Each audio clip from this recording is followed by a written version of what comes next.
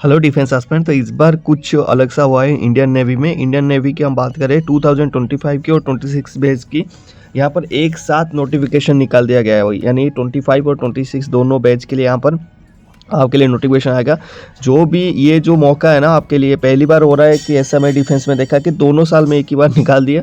इस मौके को अगर आप ग्रैप नहीं कर सकते ना तो बहुत मुश्किल है आपके लिए नौकरी बनाना। और ये एक आपकी परमानेंट पोस्ट है तो कंपटीशन यहाँ पर रहता है, लेकिन आपको मेंटरशिप प्रोग्राम ज्वाइन करना है हमारा।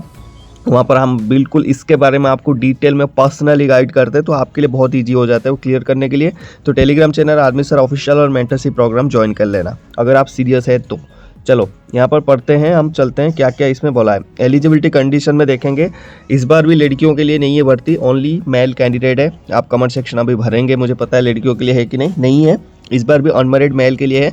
मेडिकल असिस्टेंट की पोस्ट है 2025 और 2026 अलग अलग बैच के लिए एक साथ पोस्ट निकाला है, तो वैकेंसी भी अलग अलग होंगे। ठीक है, एजुकेशन क्वालिफिकेशन आपका दिया है 10+2 विथ फिजिक्स केमिस्ट्री बायोलॉजी, ये आपकी होना चाहिए। उसके बाद 50% एग्रीगेट मार्क्स होना चाहिए और 40% आपका सारे सब्जेक्ट में होना चाहिए। ठीक है, तो यहाँ पर नोट में कुछ लोगों की कैंडिडेट्स की डाउट रहेगा, हम डिटेल में इस प्रोस्पेक्ट को डिस्कस करेंगे डेफिनेटली।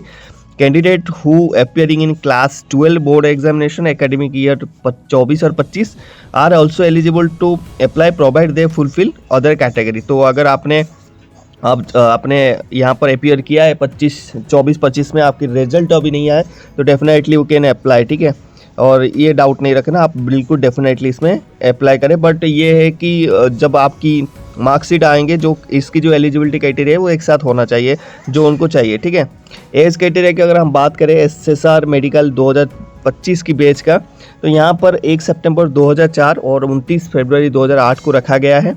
इसके बीच में अगर आपकी डेट ऑफ बर्थ है आप बिल्कुल इसमें एलिजिबल है। एसएसआर मेडिकल 2026 बैच के लिए अगर आप अप्लाई कर रहे हैं तो 1 जुलाई 2005 से लेके आप 31 दिसंबर 2008। तो यहाँ पर जो कैंडिडेट अभी आज से कमेंट्स करना बंद कर देना कि 2025 में और 2026 में कब आएगा। 2026 तक इसका नोटिफिकेशन निकाल दिया, फिर जब नेक्स्ट नोटिफिकेशन आएगा वो 2026 का नोटिफिकेशन आएगा, सॉरी 27 का, वो आएगा 2026 की वही मई जून में आएगा जाके। ठीक है, तो 1.5 साल आपका कोई नोटिफिकेशन नहीं आएगा, सो प्लीज़ बी सीरियस। ठीक है, अब चलते हैं। कैंडिडेट बोर्न बिटवीन 1 सितंबर 2004 और 31 दिसंबर 2008 यहाँ पर दिया है कि आर एलिजिबल फॉर INET 2025। ठीक है, इसके बीच में जो भी है बर्न हुआ है वो एलिजिबल है INET के लिए, मतलब Indian navy entrance test. Okay, चलो पे एंड अलाउंस के बारे में बात करेंगे। तो पे एंड अलाउंसेस में अभी आपको ये पे मैट्रिक्स दिख रहा है कि 21,700 आपकी बेसिक पे है, बट जब आपका MSP 5200 और ये बेसिक पे अभी फिटमेंट फैक्टर लगेगा 2026 में 1 जनवरी 2026 को, तो डेफिनेटली जो आपकी स्टार्टिंग सैलरी अभी आपकी बन रहा है पे मैट्रिक्स यहाँ पर 47,000, मैंने बोला था 48,000 के आसपास बनता है, तो ये आपको दिखने के लिए मिलेगा 60,000 के ऊपर, 10-15 हज़ार ऐड कर लीजिए तो डेफिनेटली आपको यहाँ पर फ़ायदा होगा 1 जनवरी 2026 से। ट्रेनिंग टाइम के जब आप ट्रेनिंग करेंगे उस टाइम आपको 14,600 का स्टाइपेंड मिलेगा। ठीक है, वहाँ पर जैसे बोलते हैं कि आप वहाँ पर इनिशियल ट्रेनिंग कर रहे हैं तो वहाँ पर आपको स्टाइपेंड मिलेगा। ठीक है, प्रमोशन, यहाँ पर जो प्रमोशन आपका लास्ट रैंक रहेगा मास्टर चीफ पेटी ऑफिसर, जिसकी पे मैट्रिक्स वहाँ पर काफ़ी ज़्यादा रहता है।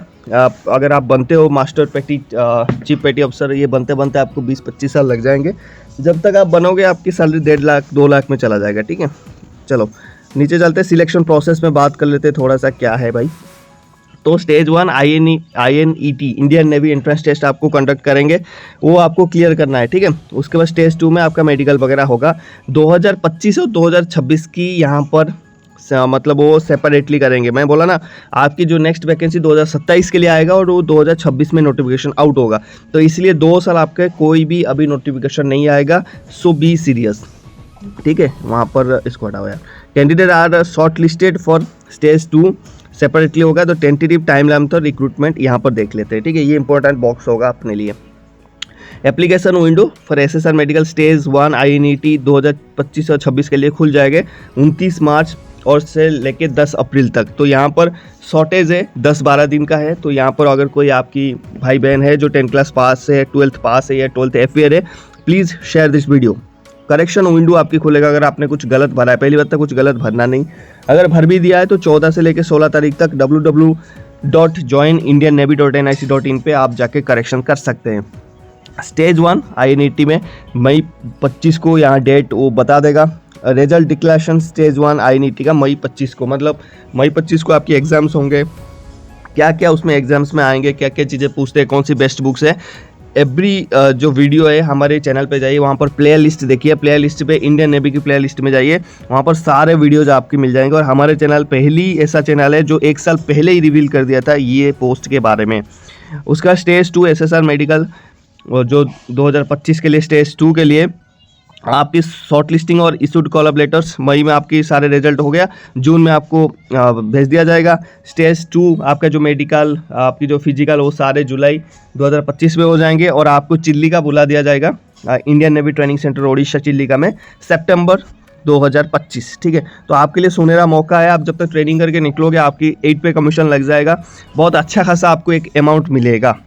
स्टेज 2 SSR मेडिकल 2026 में। अब क्योंकि ये 2026 की रिक्रूटमेंट है और 2026 की रिक्रूटमेंट है, तो इसका जो आपको कॉल अप लेटर जाएगा ये जाएगा मार्च 2026 में। तो काफ़ी यहाँ पर डिस्टेंस हो जाएगा, आपके लिए वेट करना पड़ेगा। फिर स्टेज 2 SSR मेडिकल 2026, मुझे लगता है ये नहीं करना चाहिए था इतना पहले, किस लिए 1-1.5 साल 2 साल पहले, आई डोंट अंडरस्टैंड किस लिए किया इन्होंने। चलो ठीक है।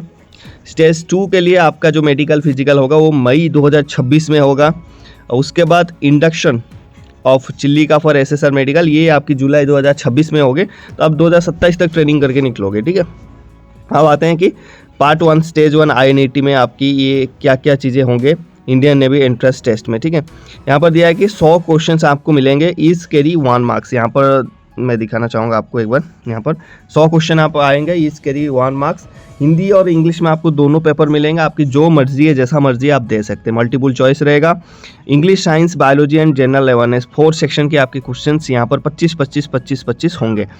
ड्यूरेशन आपको 1 घंटा मिलेगा 100 क्वेश्चन के लिए, मतलब लगभग 30 सेकेंड यहाँ पर मिलेगा आपको एक क्वेश्चन सॉल्व करने के लिए। ठीक है, पेनल्टी बिल्कुल है, 1/4 है, 1/3 नहीं है, मतलब 4 क्वेश्चन गलत करोगे तो 1 मार्क आपका कट हो जाएगा। ठीक है, ये ध्यान रखना है आपने।